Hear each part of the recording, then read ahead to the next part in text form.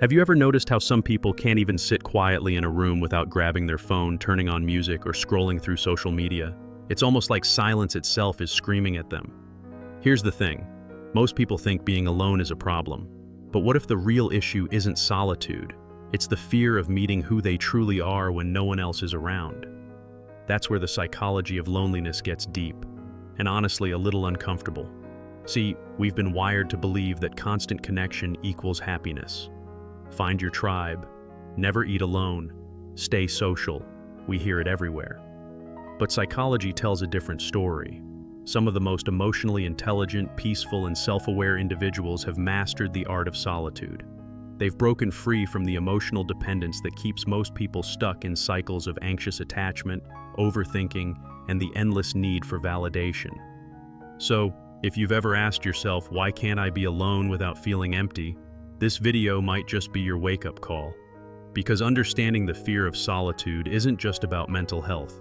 It's about emotional healing, personal growth, and unlocking a deeper kind of self-love. And by the end, you'll see that being alone doesn't mean being lonely. It means finally coming home to yourself. The hidden fear behind constant company.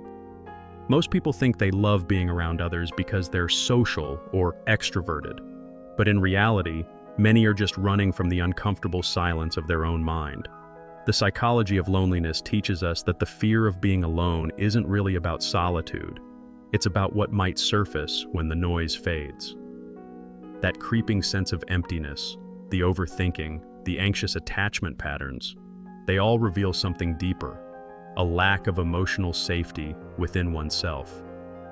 Think about it. When was the last time you went an entire day without checking your phone, without texting someone, or without filling the silence with background noise? For many, that idea sparks instant anxiety. It's not the quiet that's scary, it's the confrontation with suppressed emotions. The fear of solitude often masks unresolved attachment issues, a wounded inner child, or a mindset wired for external validation. And that, my friend, is why self-awareness becomes the first step toward inner peace. Here's a practical thought experiment. Next time you're tempted to call someone just to escape boredom, pause for a moment. Ask yourself, what am I avoiding right now? It could be loneliness psychology at work, a subconscious defense mechanism trying to protect you from discomfort. Learning how to be comfortable alone is not about cutting people off. It's about reclaiming your emotional independence. And once you do, you start seeing relationships differently. But that's something we'll explore in the next part. Emotional dependence. When connection becomes a crutch, it's one thing to enjoy companionship. It's another to need it to feel whole. Emotional dependence often disguises itself as love, loyalty, or just being social. But beneath it lies a fragile self-esteem and a deep need for validation.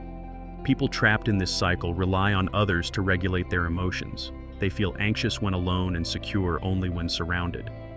Psychology explains this through attachment styles, especially anxious and avoidant attachment.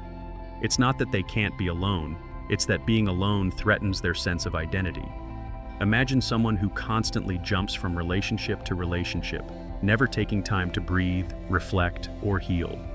They believe that finding the right person will fix everything, but the emptiness always creeps back in.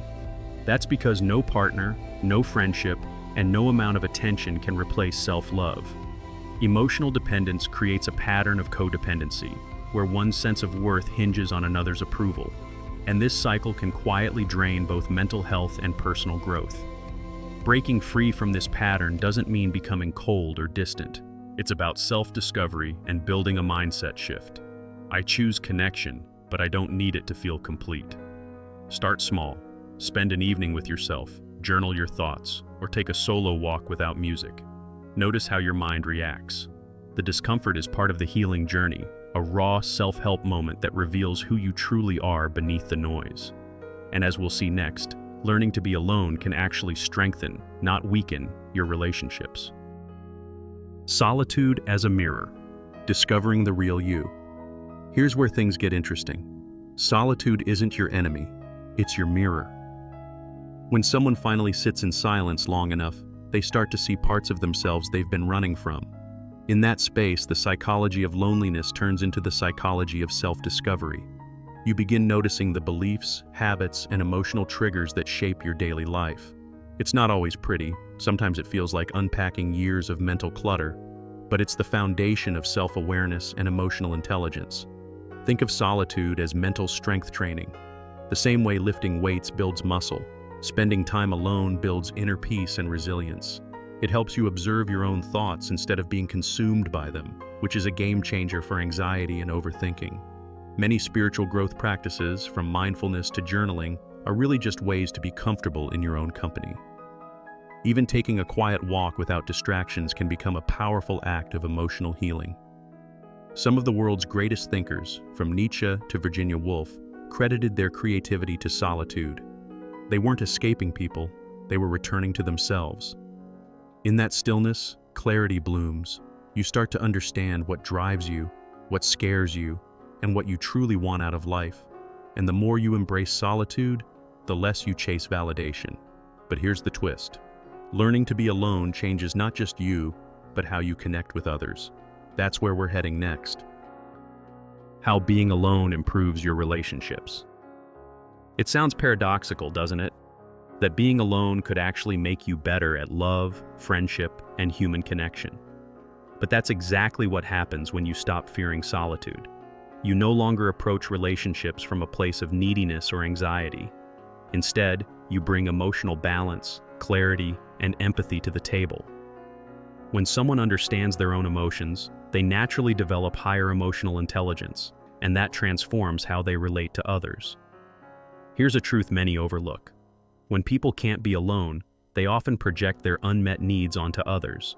They expect partners, friends, or family to fill emotional gaps they haven't learned to heal themselves. This dynamic fuels codependency and emotional burnout.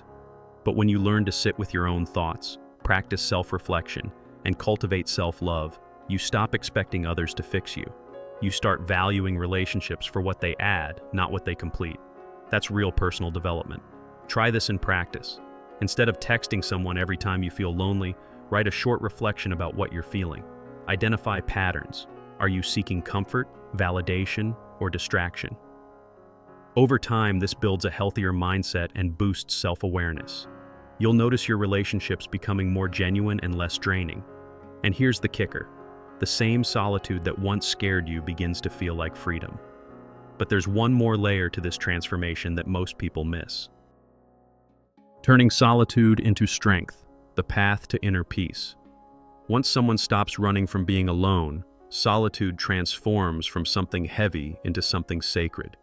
It becomes a source of strength, a place for healing, deep thinking, and spiritual growth. The psychology of loneliness flips on its head.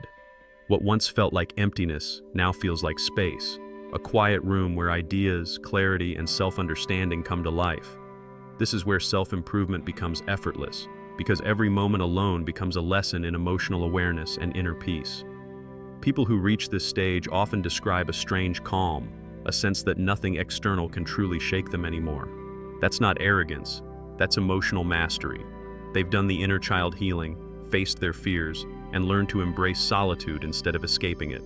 From that mindset, life slows down, overthinking fades, and the constant need for validation disappears. The comfort zone expands, not because life gets easier, but because their relationship with themselves finally feels safe. And here's the beautiful part. Once you know how to be comfortable alone, you're never really lonely again. Whether surrounded by people or sitting quietly with your thoughts, there's this subtle hum of self-love beneath it all. You've turned what used to be anxiety into awareness, and what used to be isolation into empowerment. But all of this understanding is only as powerful as what you do with it, and that's exactly where we'll wrap things up next. So, now that you've seen how the fear of being alone can quietly shape your emotions, habits, and relationships, what will you do with this awareness? Will you keep running from the silence, or finally sit with it long enough to hear what your inner self has been trying to say? Remember, solitude isn't a punishment, it's a path.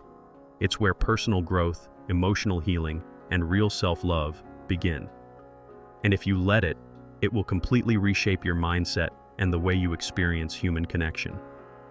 Ask yourself, when was the last time I truly spent time with myself, not scrolling, not distracting, just being. Because that's where understanding yourself truly starts. Maybe your next big step isn't about finding the right person, but about becoming the right person for yourself first. That's how emotional intelligence grows, how self-esteem stabilizes, and how inner peace becomes your default state instead of a temporary feeling. So here's your gentle challenge. This week, take 1 hour for yourself. No phone, no background noise, no distractions, just you. Listen, reflect, breathe. You might be surprised at the strength that's been waiting in that silence all along. If this message resonated with you, don't forget to subscribe and turn on notifications, because we'll keep exploring the beautiful, messy, and fascinating world of the human mind together.